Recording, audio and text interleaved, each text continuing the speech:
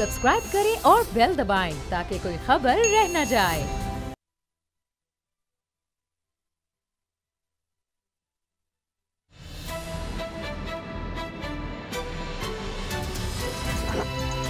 अब पता चला।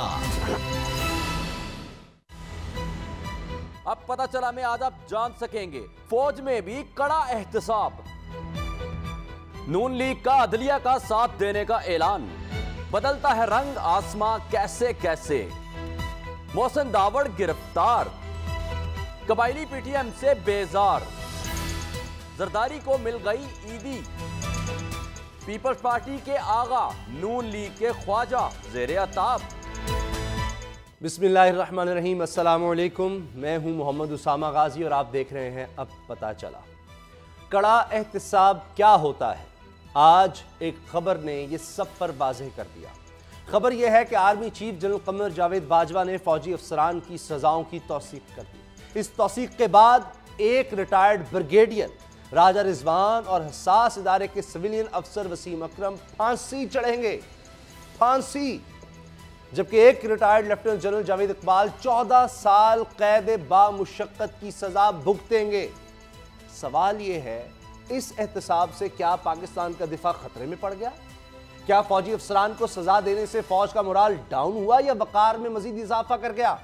यकीनन जवाब है कि इस एहतसाब ने पाक फौज के वकार को 4 चांद लगा दिए हैं। तो फिर सवाल यह भी उठता है कि सियासतदानों का एहतसाब करने से जमहूरियत क्यों खतरे में पड़ जाती है? पीटीएम के खिलाफ कार्रवाई की बात से मुल्की सालमियत पर स्याह बादल मंडलाने का शोर क्यों मच जाता है? किसी जज से यह पूछने से कि आपने बैरून मुल्क जायदाद कैसे बनाई, पैसा कहां से आया, टैक्स गोशवारों में क्यों जाहिर नहीं किया, इससे अदलिया की आज़ादी कैसे खतरात से दो चार हो जाती है? और ये जो आज नवाज शरीफ साहब के पेट में फिर अदलिया के तहफ़्फ़ुज़ का मरोड़ उठा है, यह हिमायत है या फिर अदलिया को तकसीम करने की साजिश? यह भी पाकिस्तानी तारीख का स्याह तरीन दौर है कि पाकिस्तान की सबसे बड़ी अदालत सुप्रीम कोर्ट पर हमला भी नवाज शरीफ ने खुद ही कराया था। सो अवाम को चक्कर देने, अदलिया बचाओ का कार्ड खेलने और एहतसाब से बचने का यह सियासी धंधा अब नहीं चलेगा। इस बारे में हम बात करेंगे। हमारे साथ है बाबर डोगर साहब, असद खरल साहब, लेकिन पहले एक बहुत खुसूसी रिपोर्ट है जिससे आपको ये जो अब बयानात आ रहे हैं इन सब की समझ आ जाएगी।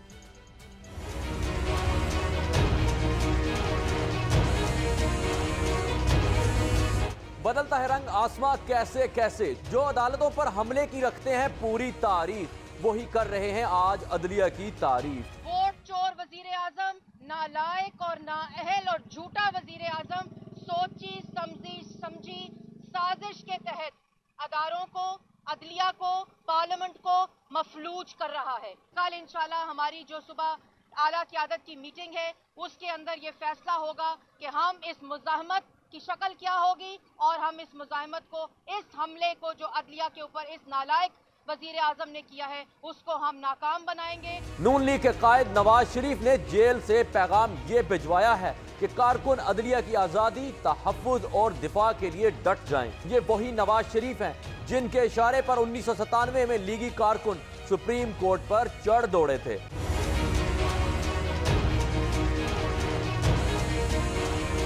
पाकिस्तान की सबसे बड़ी अदालत पर हमले के इस दाग को अदलिया बहाली की तहरीक में शामिल होकर धोने की पूरी कोशिश की गई, लेकिन फिर पानामा हो गया, जिसने दिलों में छुपी इस मोहब्बत को फिर अयां कर दिया। क्योंकि ये जज साहबान भुगत से भरे बैठे हैं। नवाज शरीफ के इशारे पर लीगी कारकुन फिर बेकाबू हो गए। जितने दिन पानामा केस चलता रहा, लीगी रहनुमा हर्जा सराई की सारी हदें पार करते रहे। हिसाब लेने वालों, हम तुम्हारा यौम हिसाब बना देंगे। अब नून लीग की तरफ से अदलिया की हिमायत का बयान यू टर्न लेने वालों को भी कर गया है हैरान। अदलिया की हिमायत का शोर मचाकर नून लीग चलाना चाहती है क्या चक्कर? राज जल्द खुलेगा, मुंतजर है हर निगाह। असद खरल साहब, ये जो हालिया अभी बयानात, ये सुप्रीम कोर्ट पर हमला तो एक स्याह तारीख है ही और मियां नवाज शरीफ साहब ने करवाया था, ये उन्हीं को ये एजाज़ हासिल है। उसके बाद ये जुमले बुलवाए गए कि हम इन जजों को नहीं छोड़ेंगे, तुम्हारी औलादों को नहीं छोड़ेंगे, तुम पर ज़िंदगी तंग कर देंगे, ये जज बुग़्ज़ से भरे हैं, ये उन्होंने खुद कहा, और फिर ये कि पीसीओ के बुत हैं, इनको बाहर निकाल के फेंक दो, ये सब बातें इन्होंने कही। आज अब आपके बयान देखिए खरल साहब कि जनाब कोटला अकबर जेल में मुलाकात करते हैं और क्या कहते हैं कि जमहूरियत पसंद जजेस को चुन चुन कर निशान बनाया जा रहा है। नवाज शरीफ कह रहे हैं सुभान अल्लाह, यानी इसका मतलब है कुछ जजेस जमहूरियत पसंद है, कुछ नहीं है। क्या यह भी दोबारा से अदलिया पर हमला नहीं है असद खरल साहब? मैं समझता हूँ कि नवाज शरीफ साहब का जो आज बयानिया एक और यू टर्न जो लिया गया है, ये अदलिया के साथ सपोर्ट नहीं है, ये अदलिया के ऊपर एक संगीन चार्जशीट दोबारा उन्होंने लगा दी है। उन्होंने जो कहा है कि चंद जमहूरियत पसंद जजों को चुन चुन कर उनको निकाला जा रहा है, उनके खिलाफ कार्रवाई की जा रही है।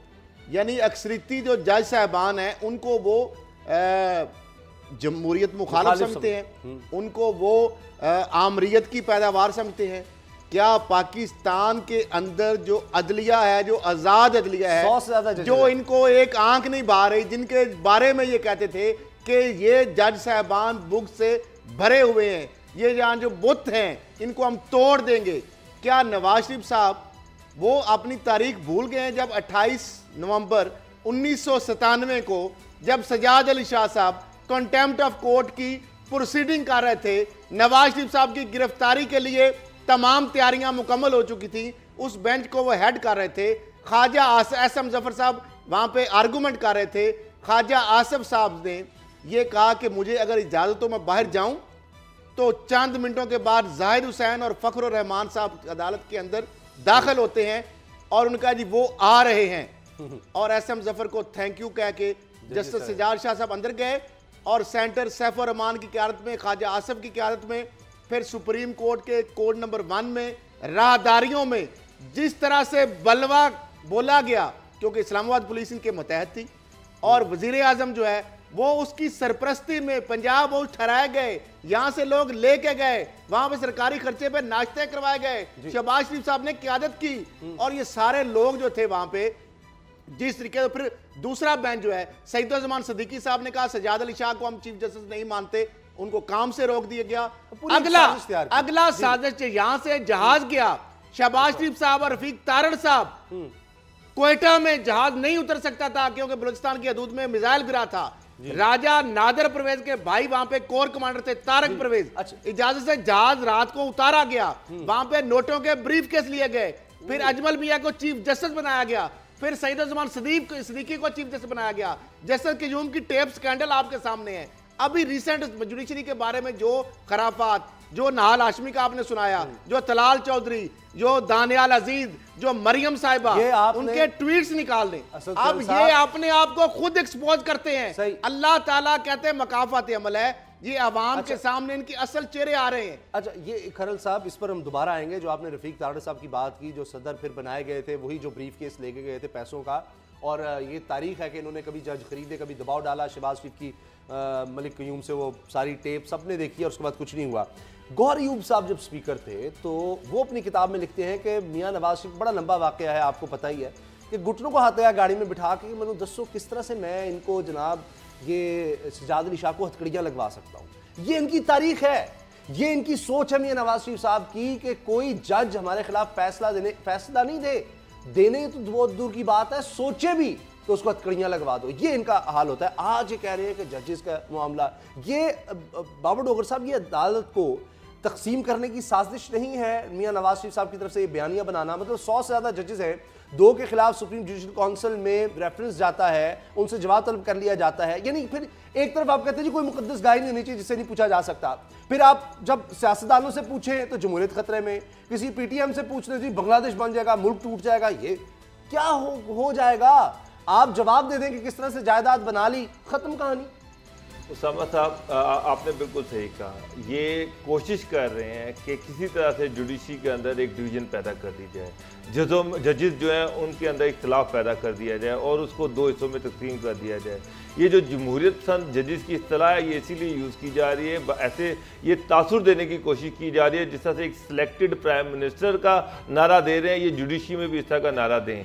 और इसके लिए जो साजिश की जा रही है उसमें जो फैसला किया जाएगा, कल जो इनकी मीटिंग हो रही है, इसमें ये चाह रहे हैं कि किसी तरह से बार कौंसल जो हैं उनको इस्तेमाल किया जाए। वहाँ पर ये साजिश हो रही है कि बेतहाशा पैसा फेंका जाए और एक तरह का तासुर दिया जाए, जैसे जुडिशरी पे शब खून मारा जा रहा है और बार कौंसिल जो है वो खड़ी हो जाए, जिस तरह से मुशर्रफ दौर में हुआ था और इफ्तिखार चौधरी के पीछे सारी बार कौंसिल लग गई थी, इसी तरह की एक और साजिश जो है वो तैयार की जा रही है। नवाज शरीफ जो है वो हमेशा से वो चाहते हैं कि कठपुतली किस्म के जजेस जो हैं वो हों, जैसे जस्टिस मलिक क्यूम थे। अब तो बेतहाशा टेप सामने आ चुकी हैं, जिस तरह से कोटेकना का केस जो था जिसमें justice Rashid Aziz chief justice Lahore high court थे और जस्टिस क्यूम जो था उनके पास ये केसेस थे। तो जिस तरह से उस वक्त के लॉ मिनिस्टर जो थे खालिद अनवर वो उन पर प्रेशर डालते रहे और नवाज शरीफ का नाम लेके उनको कहते थे कि मियाँ साहब ये चाह रहे हैं कि जनाब ये केस जल्द अज जल्द जो है इसका फैसला किया जाए। वो टेलीफोन टेप सब सामने आ चुकी हैं कि उस वक्त के आईबी के जो डिप्टी डायरेक्टर थे अब्दुल्ला मलिक, उन्होंने वो सारी टेप जो है वो रिलीव कर दी थी और उसमें बड़ा क्लियरली वो जो टेप्स हैं उनमें सामने आता है कि किस तरह से जस्टिस राशिद अजीज जो chief justice Lahore high court थे उनको मियाँ साहब कहते हैं कि जनाब इस केस का फैसला जल्द अज जल्द किया जाए और आसिफ अली जरदारी को मैक्सिमम सजा दी जाए। उसमें खालिद क्यूम जस्टिस अजीज से ये कह रहे हैं कि यार ये तो 7 साल की सजा मांग रहे हैं, ये बहुत ज़्यादा हो जाएगी, मैं फंस जाऊंगा। तो उस पर जस्टिस राशिद अजीज कहते हैं कि यार उसने बड़ा प्रेशर है मेरे ऊपर। फिर उसके बाद उस वक्त के जो नैब के चेयरमैन थे जो सैफुर रहमान साहब, वो जजेस को फोन कर रहे हैं कि आसिफ अली जरदारी को सजा दो और मैक्सिमम सजा दो। तो ये साहब का नाम ले रहे हैं कि मियां साहब ये कह रहे हैं, मियां साहब का नाम लेके प्राइम मिनिस्टर शहबाज शरीफ साहब फोन कर रहे हैं बकायदा। शहबाज शरीफ साहब कह रहे हैं कि नारोवाल का जो एमएनए था चौधरी सरवर एमएनए थे, उनका डिस्क्वालिफिकेशन का केस था और वो जस्टिस क्यूम को फोन कर रहे हैं कि इसको राय दो। जनाब हो गया काम, सर आपका हो गया काम। इस तरह की तो ये जजेस और जस्टिस अब्दुल कयूम साहब इतने परेशान हुए कि उनकी मिसेज ने परवेज मलिक को फोन किया कि वो 2 दफा जाते हुए वॉशरूम में गिर गए और जख्मी हो गए हैं। फिर जस्टिस क्यूम ने कहा कि जस्टिस काजमी साहब जो मेरे साथ नहीं मान रहे 2-4 दिन का टाइम दें, मैं पूरी कोशिश कर रहा हूं। फिर आप अगर वो केसेट सुने, मेरे पास मौजूद है आज भी, जिसमें चीफ जस्टिस राशिद अजीज और जो जस्टिस क्यूम के दरमियान गुफ्तगू हो रही है, इतनी ज्यादा उसमें बेबसी दिखाई गई है कि चीफ जस्टिस कह रहे हैं कि आप तो एंजॉय कर रहे हैं, मेरा तो इन्होंने जीना दुबर किया हुआ है। और जिस तरह इनके बारे में अलकाबात बोल रहे हैं कि वो फलां तरह का है, मुलाकातें हो रही हैं, डायरेक्शन ली जा रही है। अच्छा, खालिद जस्टिस क्यूम और उनकी जो वाइफ की आपस में कन्वर्सेशन हो रही है और जिसमें वो कह रहे हैं कि मेरे ऊपर तो बहुत प्रेशर है और किस तरह से इन्होंने मेरी जिंदगी हराम की हुई है और ये चाह रहे हैं। और जस्टिस क्यूम बार बार अपनी बेबसी का इजहार कर रहे हैं कि यार इस केस को अगर मैं जो जिस तरह से नवाज शरीफ चाह रहे हैं वो उसको प्राइम मिनिस्टर थे, तो अगर मैंने इस तरह किया तो ये सारा केस जो है ये उड़ जाएगा सुप्रीम कोर्ट में। लेकिन अब जो डोगर साहब की इजाजत से खतरनाक जो साजिश की इन्होंने निशानदेही 2 साजिशें हो रही और इनकी माजी की रिवायत है, उसका तसलसल है। देखिए, इन्होंने आर्मी के अंदर तकसीम करने की कोशिश की, इन्होंने तारक परवेज से मुलाकात की, मुशर्रफ के खिलाफ जो कू किया, जियाउद्दीन को आर्मी चीफ बनाया, कोर कमांडर को खरीदने की कोशिश की गई, आसिफ नवाज जंजुआ को गाड़ी देने की पेशकश की गई, जहांगीर करामत के हवाले से देख लें, इनकी पूरी एक रवायत है। उसके बाद अब देखें, इन्होंने सुप्रीम कोर्ट के अंदर जुडिशरी के अंदर एक तकसीम के लिए, मैं समझता हूं वो जज साहबान के बारे में इनकी जानब से एक सपोर्ट आना भी उनके ऊपर अपनी क्रेडिबिलिटी क्वेश्चन कर दी है। ये इनकी माजी में भी रिवायत है। फौज के अंदर इन्होंने तकसीम करने की कोशिश की, ISI के अंदर तकसीम कोशिश करने की कोशिश की, जुडिशरी के अंदर की, और ये कामयाब कभी भी नहीं हुआ। बाबर से ये बाज नहीं आ रहे। बाबर डोगर साहब, ये कितनी गिरौनी साजिश है कि आप ये कहें कि सुप्रीम जुडिशियल काउंसिल में केस जाता है किसी के बारे में और वहां पर सीनियर मोस्ट जजेस ने होना है, तो क्या वो इंसाफ नहीं करेंगे?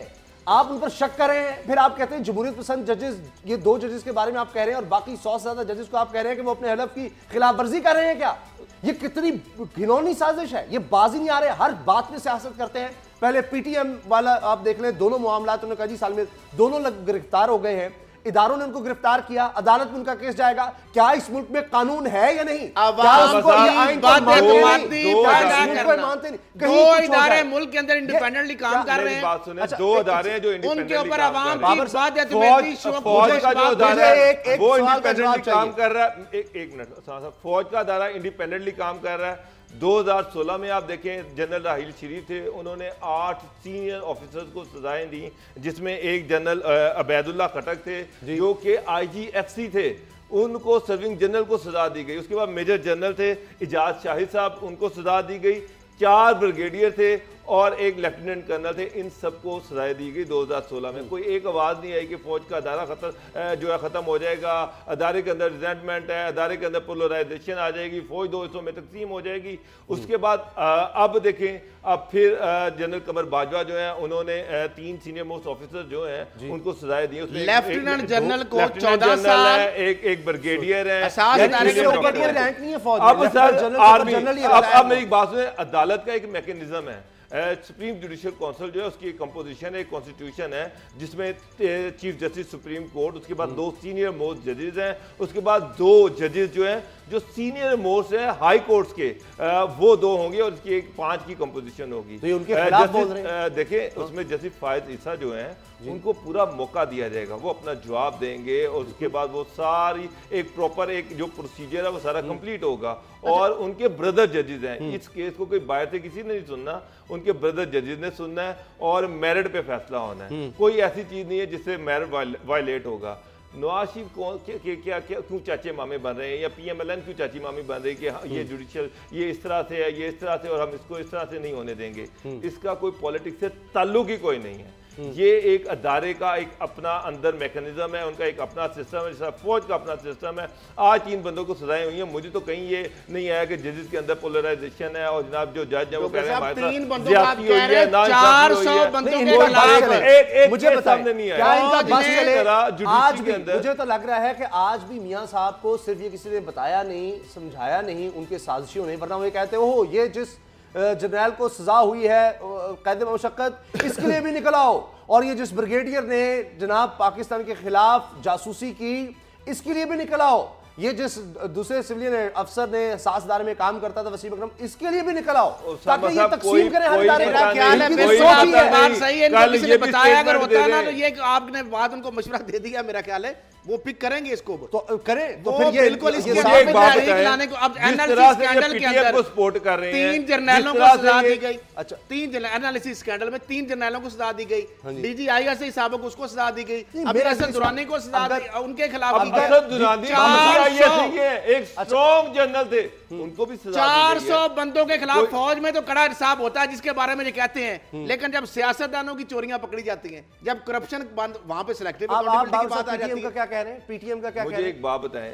कि जिस तरह से ये PTM को सपोर्ट कर रहे हैं कि PTM जो है वो साबित हो गया है कि वो किस तरह से रॉ और NDS के हाथों में खेल रही है, और जिस तरह से ये जो ब्रिगेडियर और ये जो जनरल साहब हैं या ये जो डॉक्टर साहब हैं, इन पे एक संगीन चार्ज है कि इन्होंने अहम राज जो है वो बाहर गैर मुल्की एजेंसियों को बेचे हैं, और उनमें से एक सजाए मौत मैक्सिमम पनिशमेंट होती है सर, ये और मैक्सिमम पनिशमेंट दी, ये सीनियर ऑफिसर थे सारे।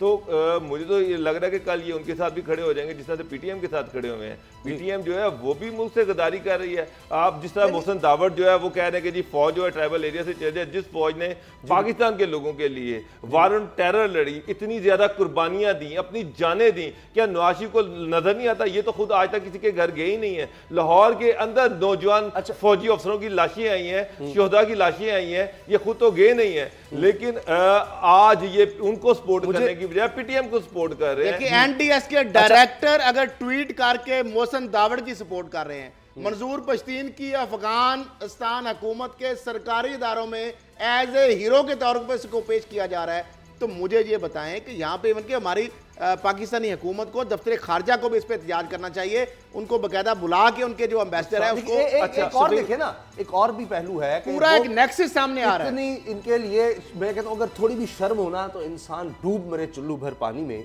कि इसके लिए क्या क्या ये बातें करते थे, और वॉइस ऑफ अमेरिका जिसको बढ़ चढ़ के ये इंटरव्यू देते थे उन्होंने करवाया, क्योंकि वो डिजिटलाइजेशन हो चुकी है। तो अब वो जनाब के जी क्या ये लोग चाहते हैं फौज चली जाए इस इलाके से, नहीं, मोहसिन दावड़ के कहने पे हुआ। अच्छा एक आज बहुत कह रहे हैं कि नहीं जनाब फौज यहाँ रहे, मुंह की खानी पड़ी। उसामा साहब एक बड़ा के कहने पर जरगे ने कहा जनाब यहाँ से निकलो, तुम बड़ा यहाँ से निकल जाओ वजीरिस्तान से, मोहसिन दावड़ को कहा, और तब जाकर इसकी गिरफ्तारी। अच्छा, बड़ा एक अहम अगर कबायलियों ने असद खलील साहब इसकी गिरफ्तारी में, क्या वो लोग कबायली नहीं है? क्या 86% लोगों ने कहा है कि इसके खिलाफ कार्रवाई होनी चाहिए और फौज यहाँ रहनी चाहिए। अच्छा मैं मियां नवाज शरीफ को इसका बड़ा दर्द। अच्छा एक अहम बात जो सबसे बड़ी, 22 की, अब थोड़ा सा डिफरेंस आ जाए, डिस्क्रिमिनेशन की बात नहीं है। यानी फौज ने आपने लेफ्टिनेंट जनरल को 14 साल कैद बामुशक्कत की सजा, ब्रिगेडियर को एहसास इदारे को सजाए मौत और सिविलियन अफसर को सजाए मौत। लेकिन आर्मी पे हमला करने वाले, उनको शहीद करने वालों के लिए बाजवा डॉक्ट्राइन ने देखे काम किया। 22 विदाउट 22 उन्होंने उनको जो कहा था डीजीआई पर कि हमने कानून अपना रास्ता इख्तियार करेगा, कानून के मुताबिक उनको सीडीडी के हवाले किया है, पुलिस के हवाले किया है, आर्मी एक्ट उनके ऊपर नहीं लगाया। इसका मतलब यह है कि फौज 22 नहीं है, फौज उनके खिलाफ नहीं है। इतनी बड़ी उन्होंने वायलेशन की है। हालांकि उन्होंने अपने बंदों को उन्होंने फांसी की तुसी कर दी है, लेकिन इन्होंने जो फौजियों को शहीद भी करने लगे हैं क्योंकि वह रूल ऑफ लॉ चाहते हैं। कमर जावेद बाजवा साहब जो चीफ ऑफ आर्मी स्टाफ है, वो जो बात उन्होंने कही उस पर अमल करके दिखा दिया। लेकिन फिर भी जमहूरी हुक्मरान फिर भी ये कहते हैं बिलावल साहब के प्रोडक्शन ऑर्डर जारी किए जाएं, उनको लाया जाए। ये इदारे, ये क्या तमाशा हो रहा है? ये बाबर डोगर साहब, ये तो इसी तरह से इदारे तबाह किए। जो फोन कॉल्स की आप बात कर रहे हैं, ये इसी तरह का नैब चाहते हैं, इसी तरह का चेयरमैन नैब चाहते हैं, ये इसी तरह के चीफ जस्टिस चाहते हैं। वही पुराने के जनाब, ये इनकी कॉल्स पर वो जनाब कहें जी हुजूर हम हाजिर हैं। ये इंसाफ नहीं, ये चाहते हैं कि इनके घर की बांधी हो इंसाफ।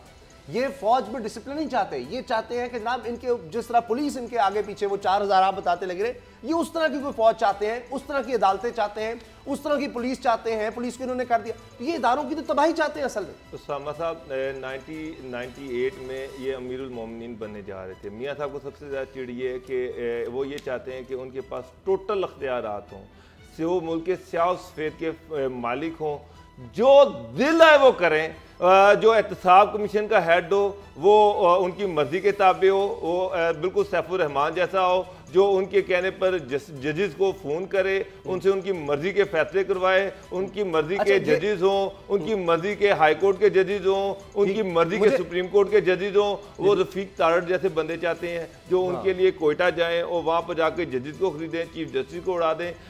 इस तरह के सारे लतीफ़े बड़े अच्छे सुनाते हैं। अच्छा बाबर डोगर साहब, आपसे भी सवाल होगा, लेकिन असद खरल साहब, क्या ये इन साजिशों में कामयाब हो जाएंगे?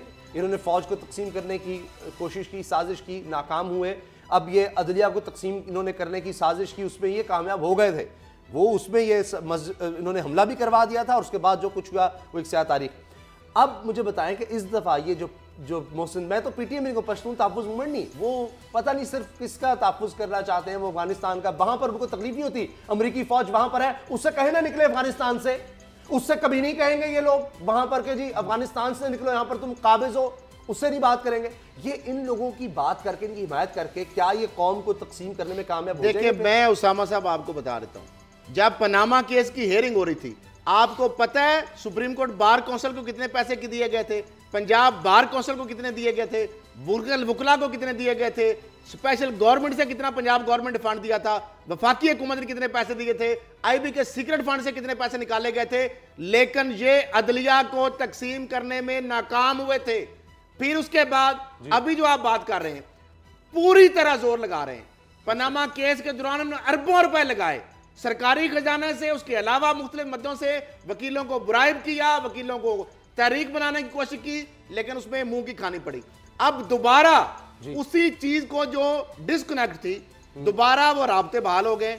इनके जो नून लीग के लायर विंग के लोग हैं, जो वही वुकला हैं, जो इनके वुकला अपने जो बड़ी बड़ी भारी फीसों वाले हैं, उनको टास्क दिया गया है कि आप इस चीज को स्पार्क करें, आप जो है करारदादे लाएं, आप प्रोटेस्ट करें, आप हड़तालें करें और इस चीज को इशू बनाया जाए। लेकिन मैं आपको बता दूं, 10 जून को इसकी हेयरिंग है, 14 मेरा ख्याल है 14 जून को मेरा ख्याल है जो चीफ जस्टिस ऑफ पाकिस्तान है ना, वो इनकी साजिशों को, इनके मजमूम अजाइम को वो नाकाम बना देंगे। जो भी होगा फैसला मेरिट पे होगा, इंसाफ पे होगा, इनको मुंह की खानी पड़ेगी। ये जो चाह रहे हैं ना, जो साजिशें चलाई गई, ये जो अली वजीर, मोहसिन दावड़, इन सब के साथ मिलके कि वहां से तुम चलाओ काम, यहां से हम उठाते हैं, अब ये एक और हमारे पास आ गया इशू, ये अदलिया का हम कर लेते हैं। यानी सुप्रीम जुडिशल काउंसिल के कोई फैसले का, हेयरिंग का इंतजार नहीं करना, काम उठा दो। क्या इस तरह से एहतसाब से बच जाएंगे? क्या इस तरह से मुल्क को कमजोर कर देंगे? क्या इस तरह से इनका बचाव हो जाएगा? अगर डील नहीं मिल रही तो ये कहेंगे कि अब मैं छोड़ूंगा नहीं। आज वो कह रहे हैं मैं किस लिए अंदर हूं, मैं आइन और कानून के लिए अंदर हूं। यानी आप आज भी अगर पैसे दे दें, आज भी अगर पैसे दे दें, वो प्ली बार्गेन कर ले, तो कहां जाएगा वो आईन और कानून? आप तो अंदर हैं जो आपने लूट खसूट की इस मुल्क से, मनी लॉन्ड्रिंग की, टैक्स एवेजन की, वो आज भी अगर मुल्क का पैसा वापस कर दे तो फिर तो सब कुछ ठीक हो जाएगा। आइन और कानून का तो मसला ही नहीं है। बाबर डोगर साहब, उसामा साहब, PMLN की जो लीडरशिप जो कल इजलास कर रही है, उसमें बेसिकली इजलास में तो ये चीज़ें डिस्क्लोज नहीं करेंगे, लेकिन इनकी पूरी कोशिश है, ये पेशावर हाईकोर्ट बार की जो है उससे कनेक्टेड है पूरी तरह से। अच्छा। ये कोयटा हाईकोर्ट बार जो है उससे पूरी तरह कनेक्टेड है।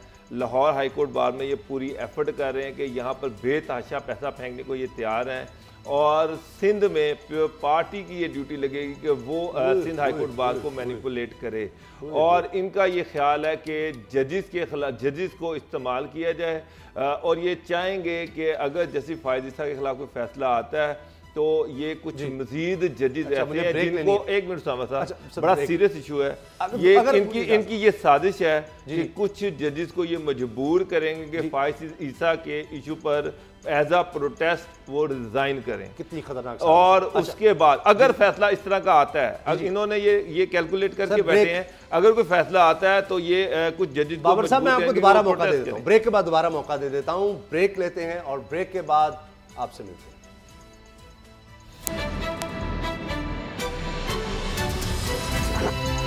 अब पता चला।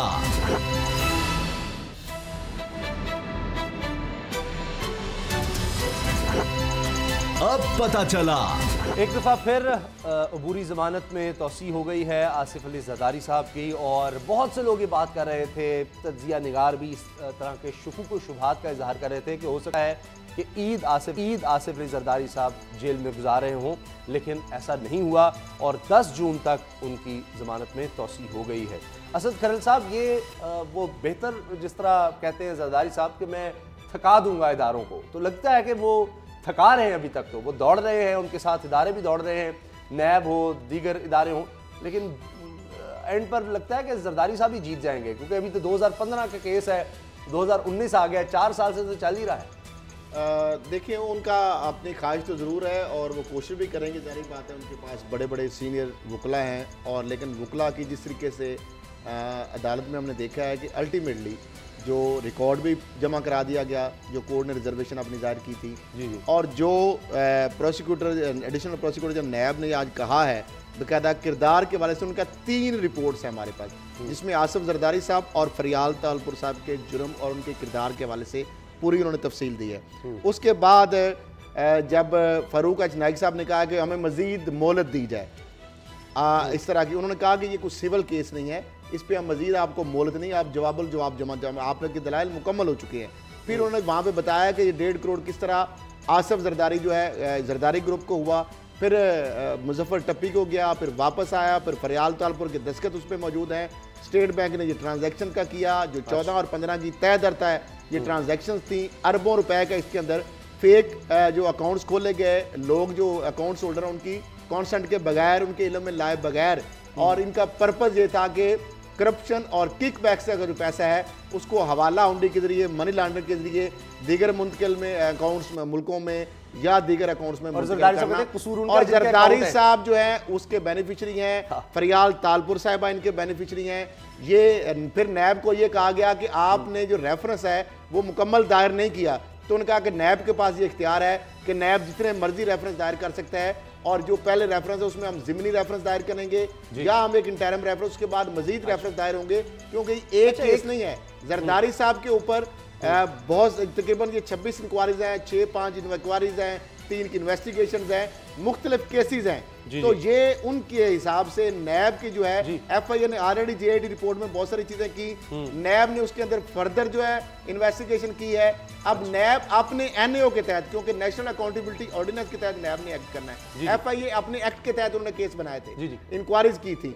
अब नैब उसको मजीद उसको स्ट्रीमलाइन करके चीजों को मजीद इनके एविडेंस लेके अब मजीद उसको रेफरेंस दायर करेगा। 10 जून तक तो रिलीफ मिल गया, चलें जी, लेकिन ये आर्जी रिलीफ है। मैं नहीं समझता कि मैं मान लेता हूं जी खरल साहब, आप कह रहे हैं मान ले 2015 जून का गालिबन जुलाई का एक केस है, तब से दायर हुआ है, वो तो दबा हुआ था नून लीग की मुफाहमती पॉलिसी के नीचे दबा हुआ था जी। अब साल हो गया, वो तो इमरान खान साहब ने केस निकाला, साल से तो अब भी चल रहा है। बाबर साहब, आज एक बड़ी दिलचस्प बात भी थी आज जब जरदारी साहब पेशी के लिए आए तो हमेशा आपको पता है कोई ना कोई जवाब दे देते हैं, बड़ा उनका कॉन्फिडेंस होता है, मुस्कुरा भी रहे होते हैं, लेकिन आज कुछ झुंझलाहट का शिकार थे। एक साफ़ी ने आगे बढ़कर सलाम किया तो उन्होंने कहा पीछे हट जाओ, तंग कर रहे हो मुझे, पीछे हट जाओ, क्यों आए हो, किस तरह उनसे बात कर रहे हो और इस तरह।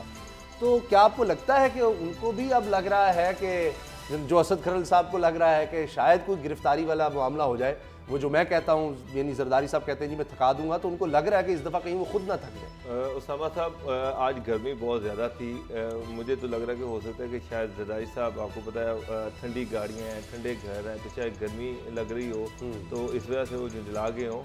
अदरवाइज़ खरल साहब जिस तरह से कह रहे हैं, इसमें मुझे कोई इस पर कोई एम्बिग्यूटी नहीं है। तो वाकई करप्शन तो हुई है, फेक अकाउंट्स हैं, सारे एविडेंसेस हैं, हर चीज़ है सामने, लेकिन पाकिस्तान का जो सिस्टम है यहाँ पर, जो जिस तरह से नवाज शरीफ जो है उनके हवाले से पनामा लीक और इतनी लंबी चौड़ी कहानियाँ, अरबों डॉलर, खरबों डॉलर, वो पाकिस्तान आएंगे, किस्मत बदल जाएगी, 5 अरब डॉलर आ जाएगा, 7 अरब डॉलर आ जाएगा, शहबाज शरीफ 56 कंपनियाँ, बेताशा करप्शन, बाहर पैसा गया और वो अरेस्ट हो जाएंगे, शहबाज शरीफ के बच्चे, नवाज शरीफ के बच्चे, इसहाक डार और लोग बेचारे आम मासूम मेरे जैसे जो थे वो ये समझ बैठे कि अब तो मुल्क की किस्मत बदल जानी है, अरबों डॉलर पाकिस्तान आने हैं और पाकिस्तान ने तरक्की कर जानी है। और आज पता चला कि ना अरबों डॉलर तो क्या, मेरा ख्याल है कि नवाज शरीफ का सारा केस और ये जितने केसेस हैं अगर आप देखें तो मेरा ख्याल है स्टेट का अरबों रुपया उस पर लग गया है, लेकिन स्टेट को मिला एक तगड़ा एक टैडी पैसा भी नहीं है, एक टका भी नहीं मिला।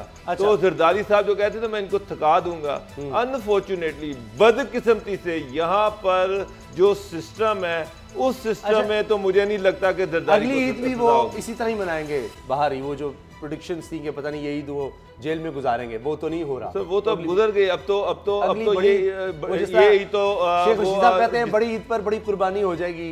वो सर हर दफा यही कहते हैं, वो छोटी ईद पर भी कहते हैं, वो पिछले साल भी कह रहे थे। मुझे तो नहीं लगता कि इस सिस्टम में जरदारी साहब को बिका भी कर सकेगा। कि कोई आपको एहतजाज होता नजर आ रहा है, जिस तरह अभी देखा वाटर कैनन का इस्तेमाल करना पड़ गया हुकूमत को, और आंसू गैस का, चंद लोग थे वहाँ पर, सैकड़ों की तादाद पहले ज़्यादा से ज़्यादा, तो अब उसके बाद आज वो माहौल नहीं नज़र आया। और एक सहाफ़ी ने सवाल किया कि क्या आप एहतजाज करेंगे ईद के बाद, तो जरदारी साहब ने कहा कि इंशाअल्लाह। तो कोई ऐसा मोमेंटम नहीं बन पा रहा, या ये है कि जब कोई जेल अगर हो गई इनको नवाज शरीफ साहब की तरह, तो फिर ये कोई मोमेंटम बिल्ड करेंगे? देखिए, एक तो उसामा साहब जो पाकिस्तान के अंदर जो सिस्टम है, जो कानून की बात करते हैं, जो रूल ऑफ लॉ की बात, ये वो सिस्टम है। छोटी सी एग्जांपल मैं दूंगा कि ये वो मकड़ी का जाला है कि जिसे जो ताकतवर मुलजम है वो तो फाड़ के बाहर निकल जाता है, और जो छोटा मोटा बेचारा है वो इसमें फंस जाता है, और ऐसा फंसता है कि वो निकल नहीं सकता सारी उम्र। ये पाकिस्तान के अंदर ये है एक वन लाइनर इसका जी। अब मामला जो आप कह रहे हैं मोमेंटम बन रहा है, मोमेंटम अगर बना सकते, अगर नवाज शरीफ साहब बाहर होकर 6 हफ्तों में मोमेंटम नहीं बना सके, अगर पनामा की हेयरिंग के दौरान मोमेंटम नहीं बन सका, अगर जीटी रोड के वो जो मसले में नहीं बना सके, जरदारी साहब का कल जो पूरा शो उन्होंने बनाने की कोशिश की 200-400 बंदे इकट्ठे करके, वो नहीं बना सके, 10 जून तक इनको जमानत मिली है, अगर जरदारी साहब जेल में बंद भी हो गए, तो नवाज शरीफ साहब ने जरदारी साहब की वजह से मोमेंटम तो नहीं बनेगा। तो डोगर साहब ने साजिश की है कि जो जज साहबान के हवाले से और कुछ लोगों को अप्रोच भी किया है, और ये साजिश इनकी कामयाब नहीं हो सकेगी। लेकिन अगर मोमेंटम बनेगा तो उसकी तमाम तर जो जिम्मेदारी है वो मौजूदा हुकूमत उसकी जिम्मेदार होगी।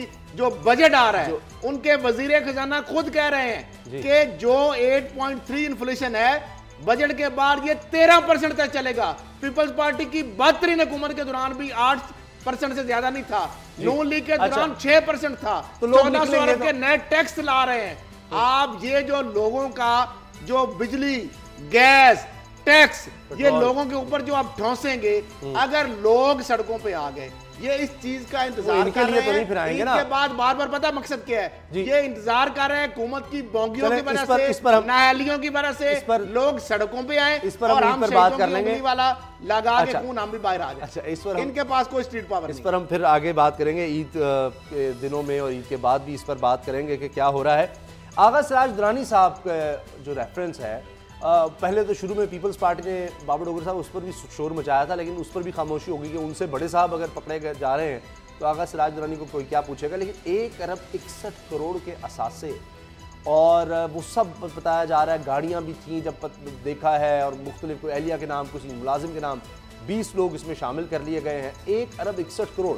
तो ये किस तरह जस्टिफाई कर लेंगे आगा सिराज दुरानी साहब की इतनी दौलत इन्होंने किस तरह बनाई? क्योंकि कहते रहे कि ज़री ज़मीन से हासिल की है, लेकिन ये सारी दौलत ज़री ज़मीन से हासिल नहीं होती कि जी उस पर टैक्स नहीं देना। उसामा साहब, अनफॉर्चुनेटली लोग समझेंगे शायद मैं यहाँ पर मायूसी फैलाने के लिए बैठा हूँ और मायूस बातें ही करता रहता हूँ, लेकिन हमारा सिस्टम ही ऐसा है। सिस्टम में जैसा खरल साहब ने कहा कि ताकतवर जो है वो इस सिस्टम से खेल के निकल जाता है और जो गरीब और कमज़ोर होता है वो बेचारा फंस जाता है। तो आगा दुरानी साहब जो है, सिराज दुरानी साहब जो है वो देखेंगे, आप देखें कि वहाँ पर वो भी बड़े बड़े वकला करेंगे, उनकी एक फ़ौज कर लेंगे और नैब के जो प्रोसिक्यूटर हैं वो उनको घुमाते रहेंगे और सारा जो केस है इस तरह से लटका रहेगा जिस तरह से। क्योंकि मुझे अभी तक कोई बड़ा मगरमच्छ जो है वो पकड़ते नजर आया नहीं। मैंने कोई देखा नहीं कि कोई बड़ा मगरमच्छ जो है वो पकड़ा हो और उससे पैसों की रिकवरी की गई हो और उसने नैब को या गवर्नमेंट को अपने पैसे दे दिए हो। मासा छोटे मोटे लोगों के जो बेचारों को फंसा लेते हैं और उनके पीछे कोई पॉलिटिकल बैकिंग नहीं होती या वो बड़े वकील कर नहीं सकते, तो उनसे जो थोड़ी बहुत रिकवरियाँ करवा लेते हैं। लेकिन किसी बड़े पॉलिटिकल बंदे को मैंने अभी तक नैब के हाथों सजा होते नहीं देखा। अच्छा। तो मुझे तो नहीं लग रहा कि इवन आगा सिराज दुरानी जो है उनके खिलाफ रेफरेंस दायर हो गया, अब उसकी प्रोसीडिंग चलेंगी, अब वो आप रिकवरी की बात कर रहे हैं, आप रिकवरी की बात कर रहे हैं, इन्वेस्टिगेशन की नैब को इजाजत नहीं मिल रही। देखें, जब से वो पकड़े गए हैं, सिंध असेंबली का इजलास जारी है, उस पे उनको बचाने के लिए करोड़ों रुपए, एक मुलजम जो है नैब की गिरफ्त से बचाने के लिए, ताकि इन्वेस्टिगेशन ना हो सके, कन्फ्रंटेशन ना हो, उससे चीजें मजीद गुलवाई ना जा सके जब तक तफ्तीश नहीं होगी। देखिए उसामा साहब, ये नैब की हिम्मत है, फिर भी 1 अरब 61 करोड़ के उन्होंने एसेट का सुराग लगाया है। उसमें कीमती घड़ियां हैं, पैसे हैं, जायदादें हैं, अकाउंट्स हैं, बहुत सारी चीजें हैं। लेकिन अगर उसको शामिल तफ्तीश करते, 90 दिन का रिमांड लेते, चीजों को कन्फ्रंट कराते, लोगों को बुलाया जाता मजीद उनके सामने, तो बहुत सारी चीजें सामने आ सकती। सिराज दुरानी साहब तो 8 करोड़ रुपए से ज्यादा जस्टिफाई नहीं कर पा रहे, कहाँ 1 अरब 61 करोड़ के कहां से आ गए? वो तो बड़ी मुश्किल से 8 करोड़ का हिसाब देते हैं। असल उस वक्त स्टार्ट होगा जब इस केस का ट्रायल स्टार्ट होगा। इनके ये बड़े बड़े जो करोड़ों रुपया फीसें लेंगे, तफ्तीश का तो मौका नहीं दिया जा रहा। यही तो एक और भी है जिसका कहा जा रहा है कि जनाब अब दायरकारी ने, वो ख्वाजा बरादरान, आपको पता है कि वो लोहे के चने हैं, चबाए नहीं जा सकते, तो वो अब क्या बनेगा इस केस का भी? वो पैरागॉन हाउसिंग सोसाइटी है, वो पैसे बनाए, LDA, फिर लैंड डेवलपमेंट, वो 56 कंपनियों में उसमें भी वो आ गए, उसका कुछ बना नहीं, सबके सामने है, लेकिन वो कहते हैं करप्शन ही कोई नहीं की। तो सामा साहब, ये भी बड़ा सीधा सा केस है, बिल्कुल क्लियर केस है। डिफेंस में सर 4 ख्वाजा बरादरान का जो आबाई घर है, 3 मरले का घर सर, बिल्कुल मैंने देखा हुआ है और कई दफ़ा देखा हुआ है। और मुझे ये भी पता कि इनको घर चलाने के लिए पैसे कौन देता रहा है, किसने वजीफा लगाया। सरकारी उसामा साहब नलका था, वहां पे इनकी वालदा मोहतरमा रिस्पेक्टेबल है, वो कपड़े धोती थी। ये हालत और वजीफा की मोटरसाइकिल इनको गुलाम हैदर बाई साहब ने दी। अच्छा, ये केस का जरा मुख्तसर से बता दें, आप क्यों कह रहे हैं कि इतना आसान है? इतना आसान होता तो अब तक तो रेफरेंस तो फाइल कर देते सर। नैब तो अब तक केस नहीं फाइल कर पा रहा। मेन मुलजम बाहर है नदीम जिया। अच्छा, तो रेफरेंस क्या फाइल करना? सोसाइटी जो है उसमें उसका बिल्कुल क्लैरिटी के साथ जो उसका एंड बेनिफिशियरी है वो ख्वाजा साद रफीक है, कि किस तरह से एक जो कंपनी थी उससे इसका कॉन्ट्रैक्ट लेके इनको दिया गया और किस तरह से इन्होंने उसकी ज़मीनों को इस्तेमाल किया और किस तरह स्टेट को इन्होंने तकरीबन 13 अरब रुपए का नुकसान पहुंचाया। आज तक NOC नहीं है। 2004-5 से आप MNA MPS बनते रहे, आपने इन्फ्लुएंस की वजह से। NOC उन्होंने शहबाज शरीफ साहब से, हमजा से लेना था, वो उनको मिल गया हुआ था, लेकिन आज भी वो अप्रूव्ड नहीं है LDA से NOC। प्रोग्राम देखने का बहुत शुक्रिया, इजाजत दीजिए। अब पता चला। सब्सक्राइब करें और बेल दबाएं ताकि कोई खबर रह न जाए।